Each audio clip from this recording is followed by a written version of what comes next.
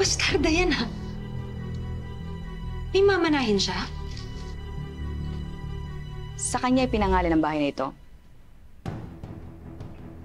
Pero sa inyo naman mapupunta ang majority shares ng fishing business niya. Plus the other properties in Zambales and Manila.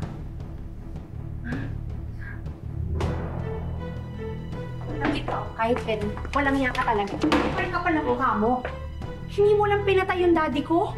Nakikihati ka pa talaga sa mga naiwan niya? Ha?